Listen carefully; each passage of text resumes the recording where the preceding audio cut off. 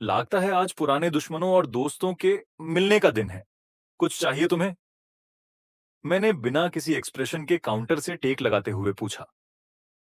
उसने अपने होंठों को दबाया और उसकी चमकती आंखों में आंसू भर आए। वो कुछ कहना है पर कह नहीं पा रही वाला लुक देखकर मुझे सच में उल्टी जैसी फीलिंग होने लगी। लू रुआन की आवाज में थोड़ा गिला शिकवा था। मैं तुमसे मिलना चाहती थी। सेकंड मिस लू, अब ये कौन सा नया नाटक चल रहा है? मेरा मन किया कि मैं जोर से हंस दूं। उसकी आंखें तुरंत लाल हो गईं, जैसे उस पर कोई बहुत बड़ा जुल्म हुआ हो। शियाओ यूं, मैं जानती हूं, मैं पहले बहुत बेवकूफ थी। मैंने बहुत गलतियां की हैं। मुझे हमेशा लगता था कि मुझे वो जुनूनी आग जैसा प्यार पसंद है, पर अब मैं समझ गई हूं। मुझे सिर्फ एक सुकून भरा परिवार चाहिए और आंखों में गहरा लगाव। उसने सर उठाया और अपनी उन पानी भरी आंखों से मुझे इतनी शिद्दत से देखा जैसे पुरानी यादों में खो गई हो। जांग शियाओयू, चलो फिर से शुरुआत करते हैं। मैं जानती हूं तुम्हारी अभी क्या हालत है। मेरी बहन ने सच में हद कर दी, पर कोई बात नहीं, मैं तुम्हारा ख्याल रख सकती हूं। उसकी बातों में वही पुरानी दया और एहसान वाला टच था। अरे वाह, फिर से वही। ये प्रोडिगल सन रिटर्न्स वाला एक्ट चल रहा है क्या? पर एक बात समझ लो, मेरी तुम्हारे साथ शुरुआत कब हुई थी जो फिर से शुरू करें? मैंने बड़ी मुश्किल से अपनी आंखें घुमाने से रोका। मेरी यादें कुछ साल पहले के उस वेडिंग सीन में चली गईं। वो शादी शानदार भी थी और टचिंग भी। शादी में वो रोते हुए कह रही थी कि वो उसकी जिंदगी की रोशनी है। वो खुशी जो उसने हर मुश्किल के बावजूद पाई थी।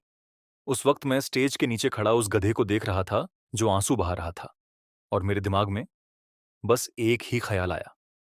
ये बंदा तो गया, जैसा कि उम्मीद थी। शादी के 2 साल भी नहीं हुए थे कि लू रुयान का मन भर गया। जब वो जुनून खत्म हुआ और शादी रोजमर्रा की बोरिंग रूटीन बन गई, तो वो बोर होने लगी। फिर सही वक्त पर एक ग्रीन टी गाय की एंट्री हुई। खैर, वो बेचारा बंदा बिल्कुल यूजलेस नहीं था। उसने लूरू यान के खिलाफ सबूत जमा कर लिए ताकि अपनी इज्जत बचा सके। फिर वो गायब हो गया। दुनिया में ऐसे इत्तेफाक नहीं होते। इसके पीछे पक्का मेरी फ्यूचर सिस्टर इन लॉ ल्यू किंगशू का हाथ रहा होगा। अपनी यादों से बाहर निकलते हुए मैंने अपने सामने खड़ी लूरू यान को देखा, जो अभी भी डीप अफेक्शन वाला ड्रामा कर रही थी। मेरे होंठों पर एक तंज भरी मुस्कान आ गई। लूरू यान, तुम्हें क्या लगता है, क्या सारे मर्द बेवकूफ होते हैं? ये सुनते ही उसके चेहरे का एक्सप्रेशन जम गया। तुम्हारे पति का फ्यूनरल बहुत शानदार तरीके से हुआ था। मैंने धीरे से शुरू किया। मैंने न्यूज में देखा था, तुम बहुत बुरी तरह रो रही थी। उसे देखकर सच में किसी का भी दिल पिघल जाए। बस दुख इस बात का है कि काश मैंने उस रात होटल के सामने तुम जैसी दिखने वाली एक लड़की को किसी हैंडसम बंदे के साथ हाथ में हाथ डाले एलिवेटर में जाते ना देखा होता। लूरू यान का चेहरा तुरंत सफेद पड़ गया। ओ, याद आया। लगता है वो हैंडसम बंदा ज्यादा देर तक खुश नहीं रह पाया। कुछ ही वक्त बाद उसने बिल्डिंग से कूदकर जान दे दी। लू यान, क्या तुम थकती नहीं हो? मैंने एक कदम आगे बढ़ाया और सीधा उसकी कांपती हुई आंखों में देखा। हर रोज ये मुखौटा पहनकर नाटक करना, क्या तुम्हें खुद से घिन नहीं आती? मैंने उसे पीछे हटने पर मजबूर कर दिया, यहां तक कि वो दरवाजे के फ्रेम से जा टकराई। उसका पूरा शरीर पतझड़ के पत्ते की तरह कांप रहा था। तुम तुम बकवास कर रहे हो। उसकी ये ऊपर से सख्त पर अंदर से कमजोर दलील इतनी फीकी थी जैसे उसकी सांस फूल रही हो। मेरा मन नहीं था उससे और फालतू बात करने का। मुझे यह डर नहीं था कि वो मुझसे बदला लेगी। एक ऐसी औरत जो सती सावित्री बनने के रोल में इतनी पागल हो, वो कभी भी शर्म के मारे अपना आपा नहीं खोएगी। उसके लिए उसकी इमेज उसकी जान से ज्यादा प्यारी थी। उसने वो मुखौटा इतने सालों से पहना हुआ था कि अब वो उसके चेहरे से चिपक गया था, जो अब कभी उतर नहीं सकता था। निकल जाओ यहां से। उसे जैसे कोई माफी मिल गई हो, वो लड़खड़ाती हुई बाहर भागी। उसका वो पीछे हटता हुआ रूप बहुत ही जलील लग रहा था। दुकान में आखिरकार फिर से खामोशी छा गई। मैंने सुकून की एक लंबी सांस ली। ऐसा लगा जैसे पिछले 5 सालों की सारी बदकिस्मती और भड़ास आज निकल गई हो। सीढ़ियों से हल्के कदमों की आहट आई। सू नीचे आई उसके हाथ में ताजा बनी हुई स्वीट सूप की कटोरी थी। वो मेरे पास आई और कटोरी मुझे थमा दी। उसकी आंखों में सवाल था कि क्या हुआ। मैंने सर हिलाकर इशारा किया कि कुछ नहीं है। सू ने साइन लैंग्वेज में पूछा। उसके चेहरे पर चिंता थी। पर तुम खुश नहीं लग रहे। मैंने उसकी साफ आंखों में देखा और मुस्कुराया। कटोरी नीचे रखे बिना मैंने अपनी थोड़ी अजीब सी साइन लैंग्वेज में इशारा किया। मैं बिल्कुल ठीक हूं। वो समझ गई। उसके चेहरे पर एक प्यारी सी मुस्कान खिली। खिड़की से आती हुई धूप हम दोनों पर पड़ रही थी। बहुत सुकून था। उस दिन के बाद मैंने उस सर्कल की बातों पर ध्यान देना बंद कर दिया और उनसे पूरा रिश्ता खत्म कर लिया। अब मैं बस सू के साथ एक अच्छी जिंदगी जीना चाहता हूं, इस छोटी सी दुकान को चलाना और एक पुरसुकून जिंदगी बिताना चाहता हूं।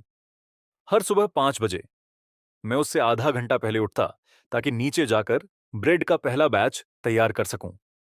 जब वो नींद से भरी आंखों के साथ नीचे आती तो किचन पहले से ही गेहूं की हल्की महक से भरा होता और गर्म पानी भी उबल चुका होता। वो हमेशा सबसे पहले मुझे गुड मॉर्निंग नीनू का साइन करती, फिर बड़े ढंग से अपना एप्रन बांधती और आज के डेजर्ट्स बनाना शुरू करती।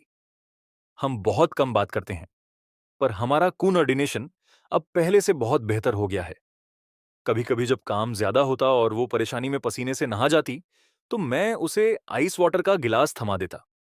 जब वो गिलास लेती तो उसकी उंगलियां कभी कभी मेरे हाथ के पिछले हिस्से को छू जाती, ठंडी और नरम।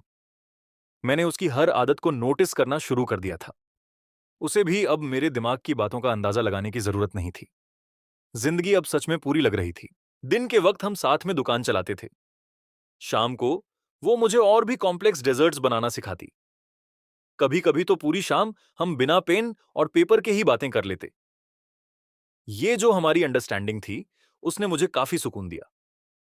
मैंने एक सवाल पर गंभीरता से सोचना शुरू किया। मैं उससे शादी करना चाहता हूं। मैं प्यार में बिलीव नहीं करता, पर मुझे ये यकीन होने लगा कि कुछ लोग एक दूसरे के लिए ही बने होते हैं। मैं बस उसके साथ हमेशा ऐसे ही रहना चाहता था। 3 महीने बाद मैंने उससे अपने दिल की बात कही। सच कहूं तो मैंने उसे प्रपोज किया। उस दिन उसका बर्थडे था। मैंने चुपके से दुकान में उसके लिए एक छोटा सा सरप्राइज प्लान किया। जब वो शाम को नीचे आई, पूरी दुकान मोमबत्तियों से जगमगा रही थी। वो सीढ़ियों के ऊपर ही दंग रह गई। अपने हाथों से अपना मुंह ढक लिया। मैं उसके पास गया, एक घुटने पर बैठा और डायमंड रिंग निकाली। सू, मुझे खूबसूरत बातें करनी नहीं आती। मैं हमेशा रहने वाले प्यार की कस्मों में भी यकीन नहीं करता। पर मैं तुम्हारे साथ रहना चाहता हूं और ये दुकान तब तक चलाना चाहता हूं जब तक हम चलने लायक ना रहें। क्या तुम मुझसे शादी करोगी? वो रो पड़ी। उसके आंसू किसी टूटी हुई मोतियों की माला की तरह एक एक करके जमीन पर गिर रहे थे। उसने जोर जोर से सर हिलाया, फिर अपना हाथ आगे बढ़ाया ताकि मैं उसे अंगूठी पहना सकूं। रिंग थोड़ी ढीली थी, उसका हाथ बहुत दुबला था, पर उसने अपनी मुट्ठी कस ली ताकि वो गिरे नहीं। मैंने उसे गले लगाया, उसके बालों की हल्की महक महसूस की। उस पल मुझे अचानक लगा कि मेरी पिछले 20 सालों की जिंदगी बस उससे मिलने की एक तैयारी थी। हमारी शादी बहुत सादगी से हुई। स्केल बहुत बड़ा नहीं था। हमने बस पड़ोसियों और मेरे कुछ खास क्लासमेट्स को बुलाया। मैंने कोई दिखावा करने का नहीं सोचा। मैं बस सू को एक ढंग की शादी देना चाहता था। शादी से एक दिन पहले मैंने बाल कटवाए और अपने लिए एक अच्छा सूट खरीदा। सू की वेडिंग ड्रेस हम दोनों ने मिलकर चुनी थी। जब उसने वो पहनी तो ऐसा लगा जैसे वो चमक रही हो। मैं फिटिंग रूम के बाहर खड़ा उसे आईने में देख रहा था और मुझे अचानक सब कुछ सपने जैसा लगा। ये खूबसूरत परी जैसी लड़की मुझसे शादी करने वाली थी। शादी वाले दिन सब कुछ बड़े सुकून से हुआ। सू की दादी की तबीयत अब काफी बेहतर थी। वो व्हीलचेयर पर हमारी शादी में आई थीं। उन्होंने मेरा हाथ थामा और कमजोर आवाज में कहा, हमारी बच्ची का ख्याल रखने के लिए शुक्रिया। मैं थोड़ा शर्मा गया। ये मेरा ख्याल रखती है। रिंग एक्सचेंज के वक्त सू का हाथ कांप रहा था। मैंने उसका हाथ पकड़ा और उसके कान में धीरे से कहा, नर्वस मत हो, यह बस एक फॉर्मेलिटी है। वो हल्का सा हंस दी और उसका तनाव तुरंत खत्म हो गया। मिस्टर जांग शियाओयू, क्या आप मिस सू को अपनी पत्नी स्वीकार करते हैं? अमीरी में या गरीबी में, बीमारी में या सेहत में, उनसे प्यार करने और उनकी हिफाजत करने के लिए मैं करता हूं। मिस सू, क्या आप मिस्टर जांग शियाओयू को अपना पति स्वीकार करती हैं? अमीरी में या गरीबी में, बीमारी में या सेहत में, उनसे प्यार और उनका सम्मान करने के लिए। सू बोल नहीं सकती थी, पर उसने जोर जोर से सर हिलाया। फिर उसने साइन लैंग्वेज में इशारा किया। मैं करती हूं। पंडित जी थोड़े हैरान रह गए कि क्या करें। मैंने मुस्कुराकर उनके लिए ट्रांसलेट किया। उन्होंने कहा, मैं करती हूं। पूरे स्टेज के नीचे से तालियों की गूंज उठी। जब किस करने की बारी आई, वो थोड़ी शर्मा गई। उसका चेहरा बिल्कुल सेब जैसा लाल था। मैंने बड़े ही नर्म तरीके से उसके होंठों को छू लिया, जैसे डर हो कि कहीं उसे चोट ना लग जाए। फिर मैंने उसके कान में कहा, मिसेस जांग, अब से आपकी गाइडेंस का इंतजार रहेगा। वो मेरी बाहों में इतना हंसी कि उसके कंधे थर्राने लगे। मेरे क्लासमेट्स भी एक एक करके हमें बधाई देने आए। एक पुराना रूममेट, जो मेरे काफी करीब था, बोला, श्याओयू, तुम बदल गए हो। पहले तुम्हें किसी चीज से फर्क नहीं पड़ता था, पर अब तुम एक नॉर्मल इंसान लग रहे हो। मैंने सू को उसकी दादी से बात करते देखा और मुस्कुराया। शायद इसलिए क्योंकि अब मेरे पास कोई है जिसकी फिक्र की जा सके। शादी खत्म होने के बाद हम ऊपर अपने घर लौट आए। सब कुछ पहले जैसा ही था, बस शादी के कुछ बुके और गिफ्ट्स ज्यादा थे। सू ने अपनी वेडिंग ड्रेस उतारी और अपने आम घर के कपड़े पहन ली। वो किचन में मेरे लिए लेट नाइट स्नैक बनाने लगी। मैं किचन के दरवाजे पर खड़ा उसकी भाग दौड़ देख रहा था और मुझे अचानक बहुत सुकून महसूस हुआ। यही वो जिंदगी है जो मुझे चाहिए थी। दो लोग, एक सादगी भरी जिंदगी। वो स्नैक लेकर आई और मुझे खोया हुआ देखकर मेरे चेहरे के सामने हाथ हिलाया। क्या सोच रहे हो? तुम्हारे बारे में। उसका चेहरा फिर से लाल हो गया और उसने मजाक में मुझे हल्के से मारा। फिर उसने नोटबुक में लिखा, जांग शियाओयू, हमारी शादी हो गई है। क्या तुम्हें कोई पछतावा है? मैंने सर हिलाया। कोई पछतावा नहीं। और तुम्हें? मुझे भी नहीं। बस थोड़ा अनरियल लग रहा है, जैसे मैं कोई सपना देख रही हूं। मैंने आगे बढ़कर उसके गाल खींचे। दर्द हुआ। उसने अपना चेहरा पकड़ा और मुझे घूरा। फिर नोटबुक में लिखा, यह सपना नहीं है और मैं तुमसे प्यार करती हूं। जब सू ने वो 3 शब्द लिखे, तो मध्यम पीली रोशनी में उसकी उंगलियां हल्की कांप रही थीं। उसकी पलकें बारिश से भीगे हुए तितली के परों जैसी लग रही थीं। मैंने उस लाइन को घूरा। मेरे दिल पर जैसे किसी चीज ने दस्तक दी। ये जवानी वाली वो तेज धड़कन नहीं थी जो किसी स्कूल ब्यूटी के कन्फेशन से होती थी, ना ही पैसे उड़ाने वाली वो खाली शौकत, बल्कि एक गहरा मीठा दर्द और एक ऐसी स्टेबिलिटी थी जो मैंने पहले कभी महसूस नहीं की थी। मैंने उसके हाथ से पेन लिया, नोटबुक बंद की और जानबूझकर एक सीरियस चेहरा बनाया। मिसेस जांग, काफी देर हो गई है। क्या आप ये सब लिखकर मेरी रातों की नींद हराम करना चाहती हैं? वो तुरंत अपने हाथ हिलाने लगी, चेहरा लाल हो गया और बड़े अजीब ढंग से साइन करने लगी। ये सच है। मैंने एक ठंडी सांस भरी और उसे अपनी बाहों में खींच लिया। मेरा चिन्ह उसके नरम बालों पर टिका था। मुझे पता है। मेरे सीने से लगी वो बिल्कुल खामोश थी। उसकी हल्की सांसें मेरी गर्दन को छू रही थीं। उस पल मुझे लगा कि जांग फैमिली की दौलत या लियू किंगशू और बाय निंगबिंग जैसे लोग, इन सबसे कहीं ज्यादा कीमती वो है जो मेरे पास अब है। पर यह किस्मत बड़ी कुत्ती चीज है। जब आप सबसे ज्यादा खुश होते हो, तभी ये आपको धोखा देती है।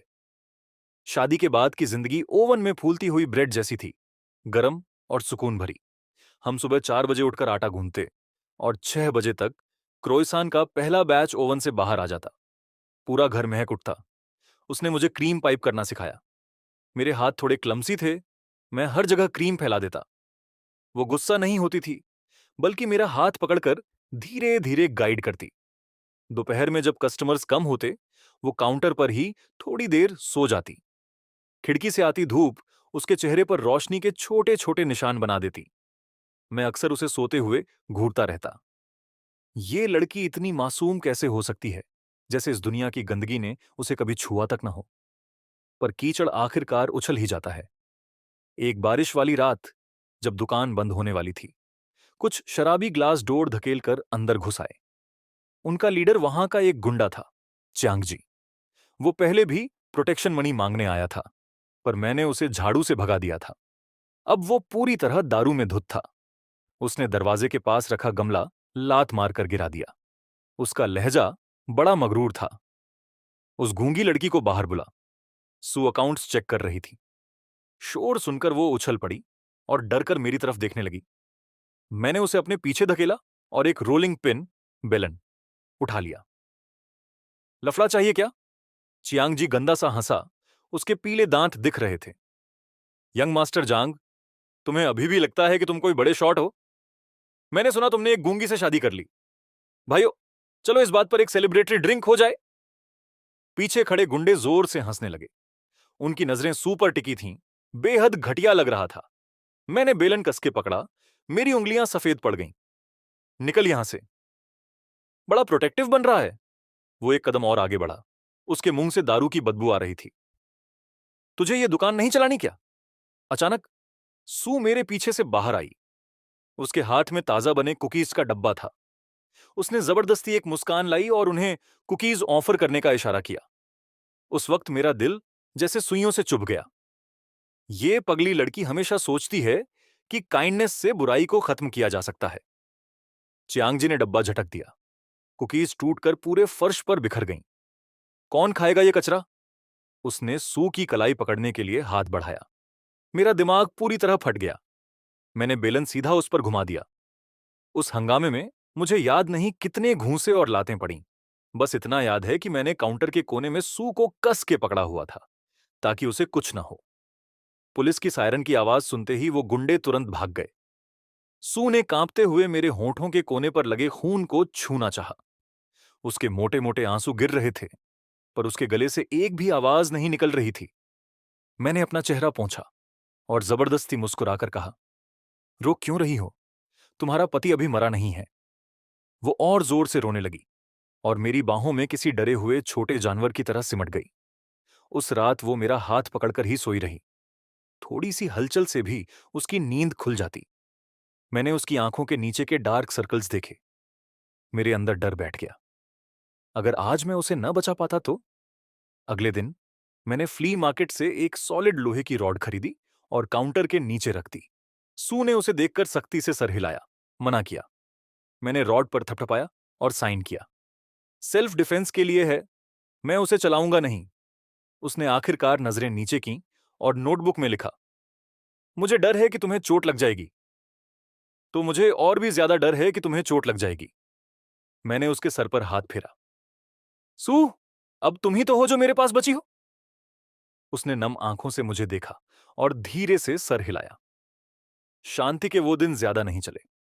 लू रू यान किसी भटकती रूह की तरह फिर आ गई। इस बार वो दुकान के अंदर नहीं आई, बल्कि अपनी लाल स्पोर्ट्स कार में रास्ते के किनारे रुकी। सनग्लासेस ने उसका आधा चेहरा ढका हुआ था। उसने उंगली से मुझे इशारा करके बुलाया। मैं आटे की बोरी उठाए हुए था और मुझे उससे कोई बात नहीं करनी थी, तो वो खुद कार से उतरी और मुस्कुराई। जांग शियाओ, क्या तुम्हारी बीवी जानती है कि तुमने बाय निंगबिंग की मदद कैसे की थी? उसकी टोन भड़काऊ थी।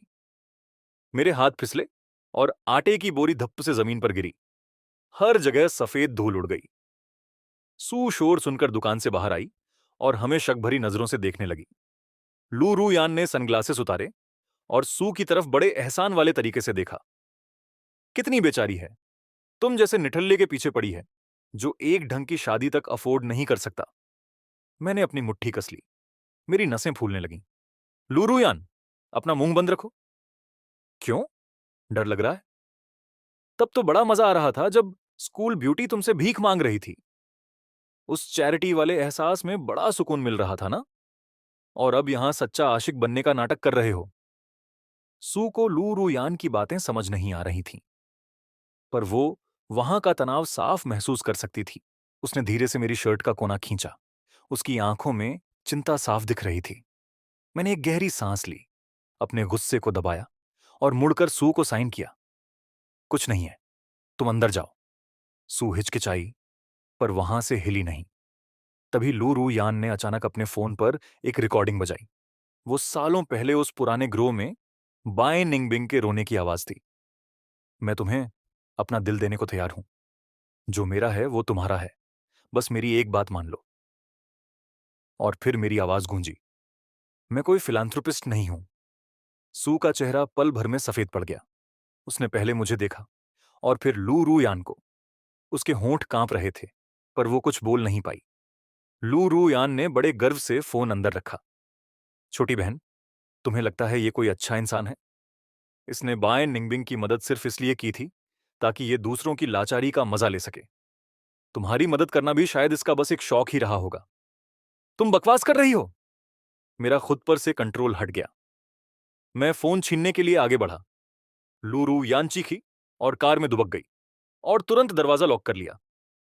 वो स्पोर्ट्स कार धूल उड़ाती हुई वहां से निकल गई और पीछे रह गए सिर्फ मैं और सू। उसने अपना सर नीचे कर लिया। उसके कंधे हल्के हल्के थरथरा रहे थे। मैंने उसे छूना चाहा, पर उसने अनजाने में एक कदम पीछे हटा लिया। वो एक कदम पीछे हटना मेरे दिल पर किसी खंजर की तरह लगा। उस रात दुकान बंद करने के बाद कमरे का माहौल दमघोंटू था। सू मेरी तरफ पीठ करके बिस्तर ठीक कर रही थी। उसने एक बार भी मेरी तरफ नहीं देखा। मैंने उसके कंधे पकड़कर उसे अपनी तरफ घुमाया। क्या तुम उसकी बात पर यकीन करती हो? सू ने अपना होंठ दबाया। आंखें आंसुओं से भरी थीं। उसने नोटबुक में लिखा, क्या उसने जो कहा वो सच है? सच है, पर पूरा नहीं। मैंने अपना चेहरा पोंछा। मैंने उसे पूरी कहानी सुनाई कि कैसे मैंने बाय निंगबिंग को रिजेक्ट किया था और वो कॉन्ट्रैक्ट कैसे बना था। मैंने उसे विस्तार से बताया। सू, मैं मानता हूं मैं कोई अच्छा इंसान नहीं हूं, पर तुम्हारे साथ मैंने कभी इसे चैरिटी नहीं समझा। वो काफी देर तक खामोश रही। इतनी देर तक कि मुझे लगा वो शायद मुझसे कभी बात नहीं करेगी। आखिरकार उसने धीरे से साइन किया। मुझे डर लग रहा है। किस बात का डर? मुझे डर है कि एक दिन तुम मुझसे बोर हो जाओगे और तुम्हें मेरी जरूरत नहीं रहेगी। उसकी उंगलियां कांप रही थीं। मेरे पास कुछ नहीं है, सिर्फ तुम हो। मेरा दिल बैठ गया। मैंने उसे कस के अपनी बाहों में भर लिया। पगली, मेरे पास भी सिर्फ तुम ही तो हो। उस रात हम एक दूसरे को थाम कर सोए, जैसे दो जख्मी जानवर एक दूसरे के जख्म चाट रहे हों। पर लू रू यान की बातें सू के दिल में एक कांटे की तरह चुभ गई थीं। वो बहुत सेंसिटिव हो गई थी। अगर मैं घर 10 मिनट भी लेट आता तो वो कांटों पर होती। अगर कोई फीमेल कस्टमर मुझसे थोड़ी बात कर लेती तो वो चुपचाप वहां से हट जाती। मैंने नोटिस तो किया, पर समझ नहीं आ रहा था कि इसे सॉल्व कैसे करूं। एक रात मेरी नींद खुली तो देखा, मेरे बराबर की जगह खाली थी। सू बालकनी के एक कोने में दुबकी हुई, चांदनी रात में खामोशी से रो रही थी। मैं वहां गया और उसे पीछे से गले लगाया। पहले उसका शरीर थोड़ा अकड़ा, फिर ढीला पड़ गया। उसने अपना चेहरा मेरे सीने में छुपा लिया। सू, मैं तुम्हें एक कहानी सुनाता हूं। मैंने उसे अपने पिता, मां, भाई और लियू किंगशू के बारे में बताया। मैंने बताया कि उस शानदार दिखने वाले परिवार के पीछे कितनी सड़न थी। मैं पहले जज्बातों में यकीन नहीं करता था। मुझे लगता था हर चीज फायदे का सौदा है, पर तुम अलग हो। मैंने धीरे से उसके आंसू पोंछे। तुम्हें देखकर लगता है कि जिंदगी में अभी भी थोड़ी इंसानियत बाकी है। उसने चांद की रोशनी में सर उठाया। उसकी आंखें पानी में डूबे हुए काले कांच जैसी लग रही थीं। उसने धीरे से अपना हाथ उठाया और मेरी भौहों, मेरी आंखों और मेरी नाक पर अपनी उंगलियां फेरीं और आखिर में मेरे होंठों पर रुक गई। फिर वो थोड़ा आगे बढ़ी और मुझे एक हल्का सा किस किया। वो एक मासूम एहसास था, बिना किसी हवस के, जैसे हथेली पर पहली बर्फ गिरी हो। मैं हैरान रह गया। फिर मैंने उसे रिस्पॉन्ड किया। उस एक किस में जैसे कुछ पिघल गया। वो कांटा जो लूरू यान ने बोया था, वो निकल गया। जिंदगी फिर से शांति की तरफ लौट आई, पर खतरा हमेशा साये में छुपा रहता है। एक दोपहर दुकान में एक बिन बुलाया मेहमान आया, लियू किंगशू। 5 साल गुजर गए थे। वो और भी ज्यादा क्लासी और नोबल लग रही थी। उसका वो महंगा आउटफिट उस छोटी सी बेकरी में बिल्कुल अलग दिख रहा था। वो अकेली आई थी। जब उसकी नजर सू पर पड़ी तो उसमें एक ठंडी और परखने वाली चमक थी। यही वो जिंदगी है जो तुमने चुनी। ऐसी जगह रहना, एक गूंगी लड़की के साथ घर घर खेलना। मैंने सू को अपने पीछे छुपा लिया। जो कहना है मुझसे कहो। वो एक कुर्सी खींच कर बैठ गई। श्याओयू, तुम अभी भी बहुत नादान हो। मुझे हाल ही में तुम्हारी इस छोटी सी बीवी के बारे में कुछ इंटरेस्टिंग बातें पता चली हैं। सू ने अचानक मेरा हाथ कस के पकड़ लिया। लियू किंगशू ने बड़े सुकून से अपना हैंडबैग खोला और एक पुरानी पीली पड़ चुकी फोटो निकाली। उसने वो फोटो काउंटर पर सरकाई। फोटो में एक नौजवान मर्द और औरत थे। उस मर्द की शक्ल काफी हद तक सू से मिलती थी। वो औरत एक नवजात बच्चे को गोद में लिए हुई थी। तुम्हारी दादी ने तुम्हें कभी नहीं बताया ना? उसने सू की तरफ देखा। उसके होठों पर एक ठंडी मुस्कान थी। तुम्हारे पेरेंट्स बीमारी से नहीं मरे थे। वो एक कार एक्सीडेंट था और जिसने उन्हें टक्कर मारी थी उसका नाम था जांग हाइशान। श्याओयू, वो तुम्हारे पिता थे, ड्रंक ड्राइविंग। हवा जैसे वहीं जम गई। मेरा दिमाग सुन्न हो गया। मैं मुश्किल से खड़ा रह पा रहा था। सू उस फोटो को घूरती रही। उसका चेहरा कोरा कागज जैसा हो गया था। लियू किंगशू खड़ी हुई और हम दोनों को नफरत से देखने लगी। लियू किंगशू खड़ी हुई और हम दोनों को नफरत से देखने लगी। जांग श्याओयू, तुम्हारे बाप ने इसके पेरेंट्स को मार दिया और अब तुम इतने बड़े आशिक बनकर इससे शादी करके बैठे हो। कितना मजाकिया है। चुप हो जाओ, मैं चिल्लाया, पर मेरी आवाज कांप रही थी। ल्यू किंगशू ने झुककर सू के कान में धीरे से कहा, छोटी बहन, जरा अंदाजा लगाओ, क्या ये तुम्हारे साथ सिर्फ इसलिए अच्छा है क्योंकि इसे पछतावा है? इतना कहकर वो वहां से निकल गई, जैसे कभी आई ही ना हो। पीछे छोड़ गई एक डरावनी खामोशी। सू बिल्कुल खामोश खड़ी थी, जैसे उसकी रूह निकल गई हो। मैंने उसे छूना चाहा, पर वो ऐसे पीछे हटी जैसे उसे बिजली का झटका लगा हो। उसकी आंखें खाली और दूर थीं। सू, मेरी बात सुनो। मुझे नहीं पता था। सू ने अचानक मुझे धक्का दिया। वो भागकर ऊपर गई और स्लैम के साथ एटिक का दरवाजा अंदर से लॉक कर लिया। मैं उसके पीछे भागा। दरवाजा पीटता रहा, पर अंदर से कोई जवाब नहीं आया। थोड़ी देर बाद दरवाजे के नीचे से एक कागज का टुकड़ा बाहर आया। उस पर कांपती हुई हैंडराइटिंग में लिखा था, मुझे थोड़ी देर अकेला छोड़ दो। उस रात मैं दरवाजे के बाहर सुबह तक बैठा रहा। कमरे से कोई आवाज नहीं आ रही थी, पर मैं जानता था वो सोई नहीं है। दूसरे दिन सू दुकान खोलने नीचे नहीं आई। मैंने दलिया बनाया और ऊपर ले गया, पर दरवाजा अभी भी लॉक था। तीसरे दिन, चौथे दिन, वही होता रहा। उसने खुद को कमरे में बंद कर लिया था। ना कुछ खा रही थी, ना पी रही थी। वो बॉम्ब जो लियू किंगशू ने छोड़ा था, उसने हमारी इस छोटी सी दुनिया को लगभग तबाह कर दिया था। उन दिनों जब सू ने खुद को एटिक में बंद रखा था, मैं किसी पिंजरे में कैद जानवर की तरह दुकान में इधर उधर घूमता रहता। आटे के बैग्स फर्श पर बिखरे थे। बेकिंग ट्रे पर पुरानी जली हुई कुकीज पड़ी थीं। हवा में मायूसी की एक खटास घुली थी। कई बार मेरा मन किया कि मैं ऊपर भागकर वो दरवाजा तोड़ दूं, पर जब भी मैं दरवाजे के नीचे से वो मुझे अकेला छोड़ दो वाला नोट देखता, मेरा हाथ अपने आप नीचे गिर जाता।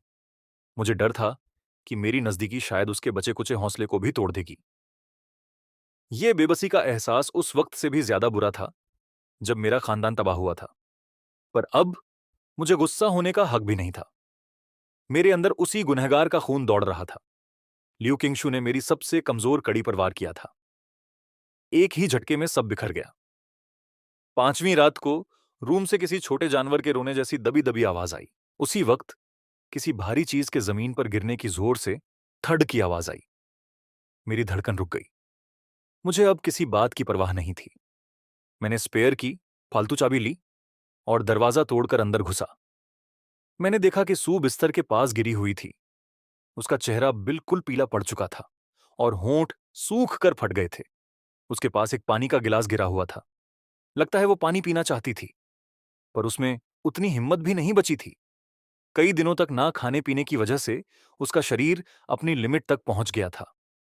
मैं लपक कर आगे बढ़ा और उसे अपनी गोद में उठा लिया।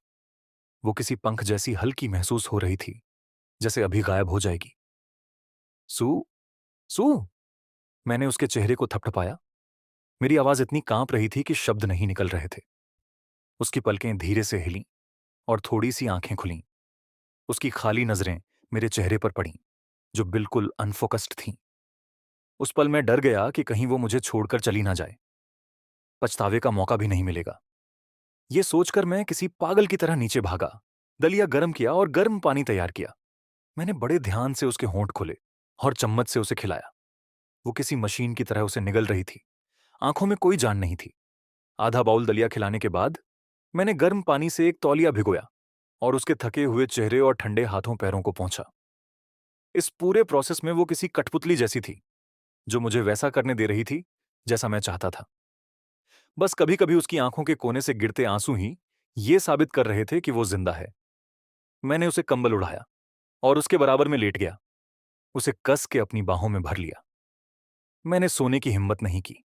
डर था कि आंख बंद करते ही वो गायब हो जाएगी। सू, मैंने उसके कान में धीरे से कहा, मुझे पता है तुम मुझे सुन सकती हो। तुम मुझसे नफरत कर सकती हो, मुझे कोस सकती हो, जो चाहे करो, पर तुम मर नहीं सकती। अगर तुम मर गई तो मैं क्या करूंगा?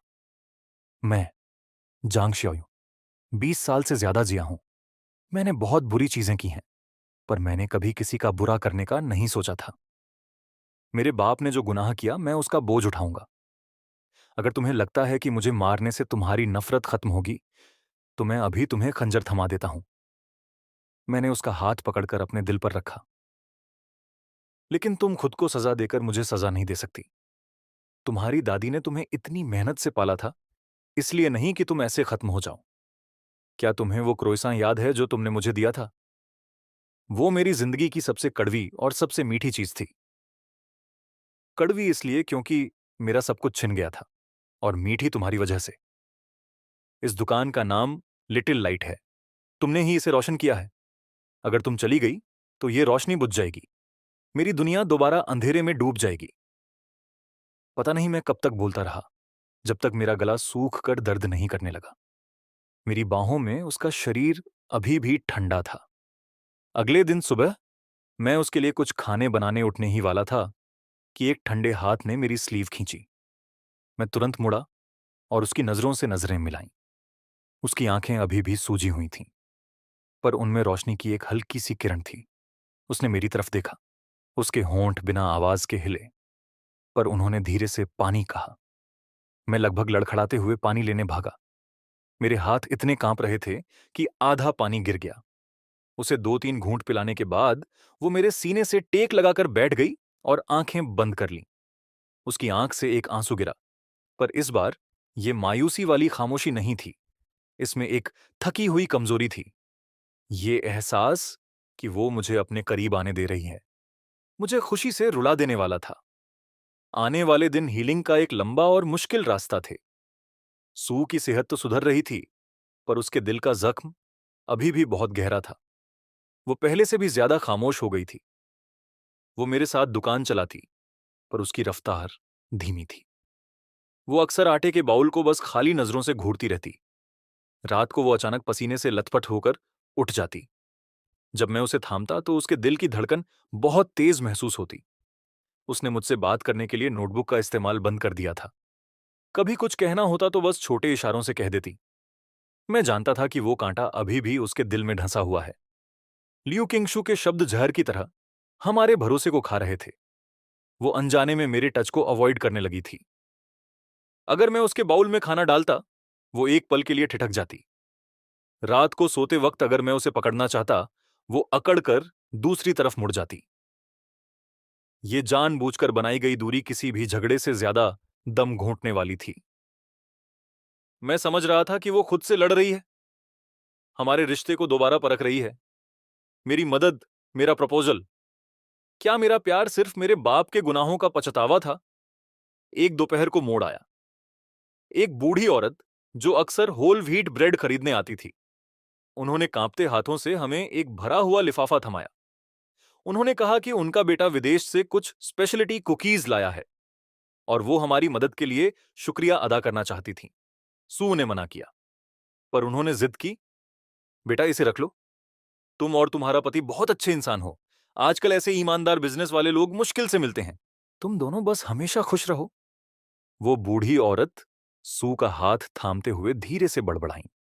उनके जाने के बाद सू काफी देर तक काउंटर के पीछे खड़ी रही, उन कुकीज के डिब्बे को पकड़े हुए। खिड़की से आती धूप उसकी झुकी हुई पलकों पर पड़ रही थी। मैं दूर से उसे देखता रहा। उसे डिस्टर्ब करने की हिम्मत नहीं हुई। अचानक वो मुड़ी और मेरे पास आई।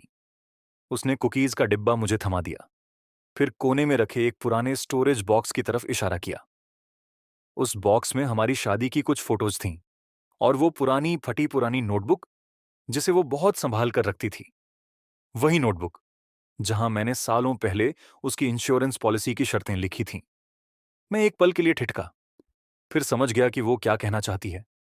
मैं वहां गया, बॉक्स के बिल्कुल नीचे से वो नोटबुक निकाली, उसकी धूल झाड़ी और उसे थमा दी। उसने नोटबुक ली, आखिरी खाली पेज खोला, पेन उठाया और लिखना शुरू किया।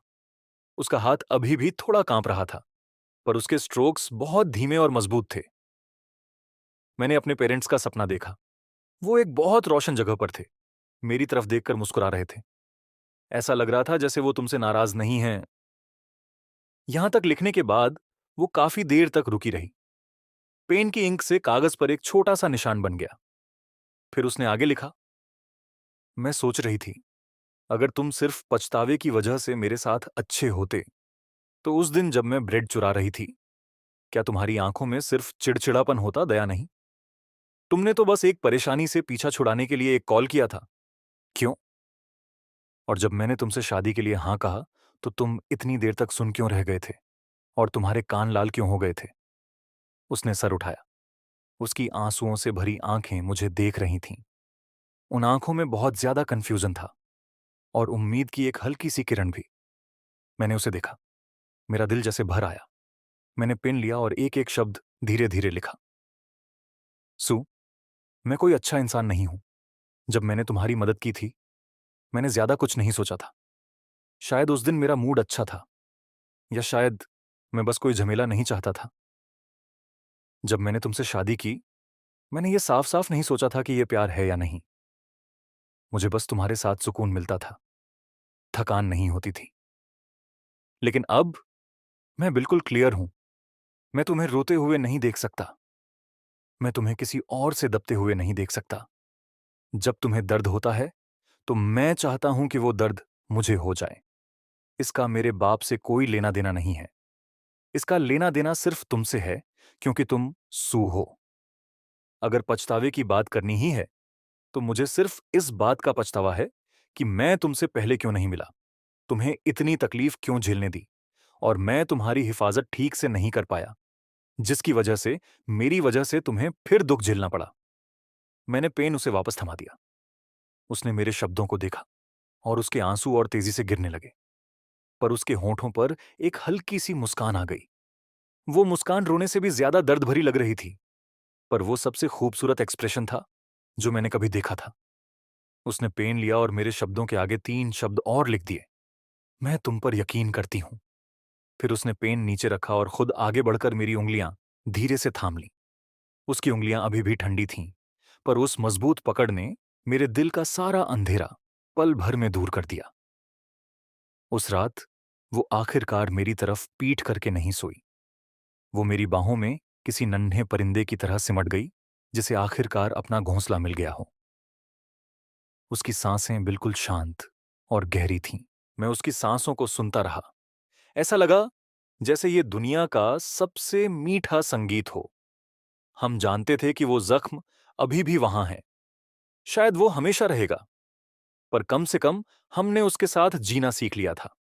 और क्योंकि हम ये बोझ साथ मिलकर उठा रहे थे, हमारा रिश्ता पहले से भी ज्यादा मजबूत हो गया था। शहर छोड़ने का फैसला कुछ दिनों बाद ही ले लिया गया।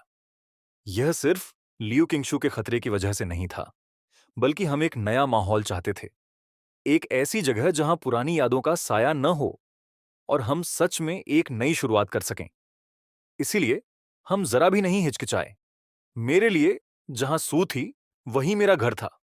हमने लिटिल लाइट बेकरी बेच दी, अपना सामान पैक किया और साउथ की तरफ जाने की तैयारी कर ली। जब पड़ोसियों को पता चला कि हम जा रहे हैं, तो वे एक एक करके हमें विदा करने आए, अपने साथ शहर की खास सौगातें लेकर। बेटा, अगर फ्यूचर में कभी तुम्हारे साथ बुरा हो, तो बस वापस आ जाना। मैं तुम्हारे लिए खड़ी रहूंगी। वो बूढ़ी औरत सू का हाथ थाम कर रोते हुए बोली। सू ने नम आंखों से सिर हिलाया और ताजा बनी कुकीज का एक डिब्बा उनके हाथों में थमा दिया। जाने से पहले वाली रात हम एटिक का आखिरी सामान समेट रहे थे। सू ने कैबिनेट के नीचे से एक टिन का डिब्बा निकाला।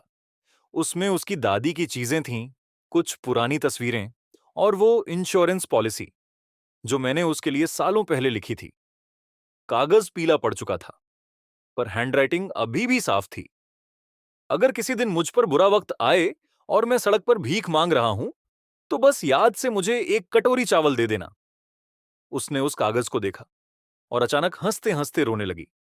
उसने पेन लिया और बड़े ढंग से उसके पीछे कुछ शब्द लिखे और मुझे थमा दिए।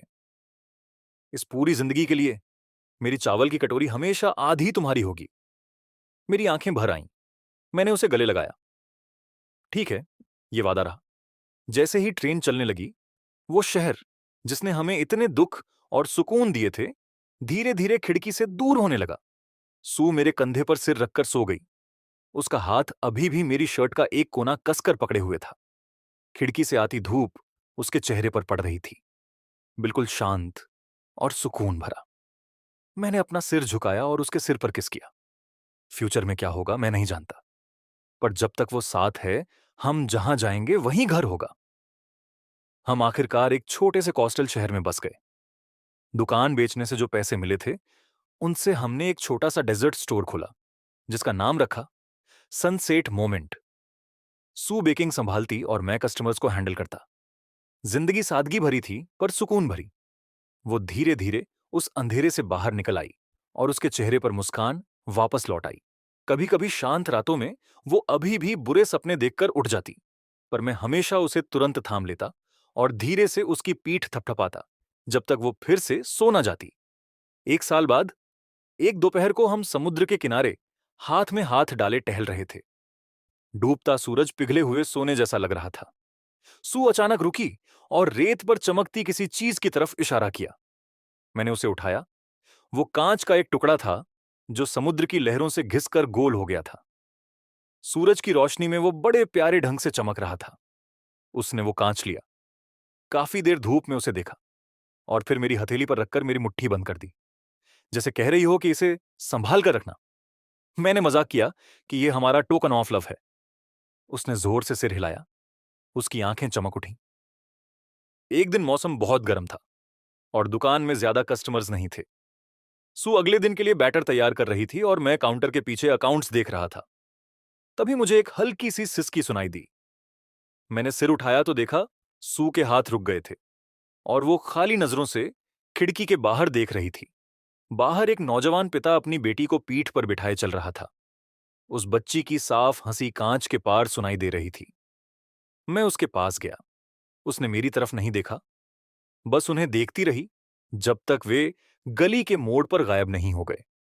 उसके चेहरे पर हल्की पीली झलक थी, आंखों में अजीब सा दर्द और चाहत का मिश्रण। मैंने धीरे से उसका हाथ छुआ।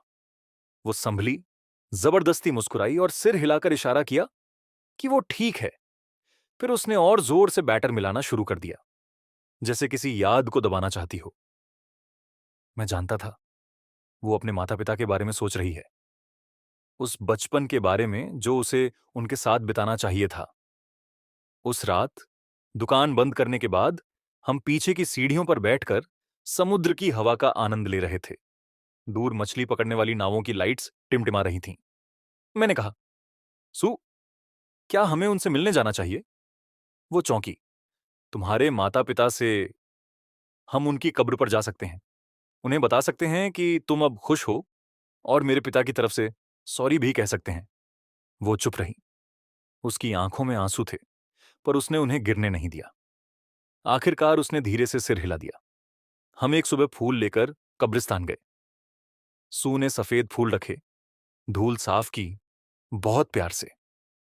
फिर उसने अपने माता पिता से इशारों में कहा, मम्मी पापा, ये जंग शियाओयू हैं, मेरे पति। ये मेरा बहुत ख्याल रखते हैं।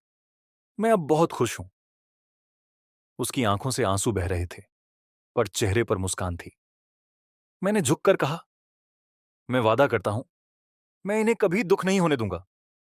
उस दिन के बाद सू बदल गई। उसकी आंखों की उदासी गायब हो गई।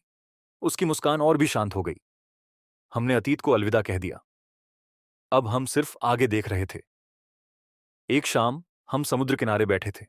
सूरज लाल हो रहा था। सू ने मेरी हथेली पर उंगली से लिखा, सनसेट मोमेंट खुशियों से भरा। मैंने मुस्कुराकर उसके बालों पर एक प्यार भरा किस किया।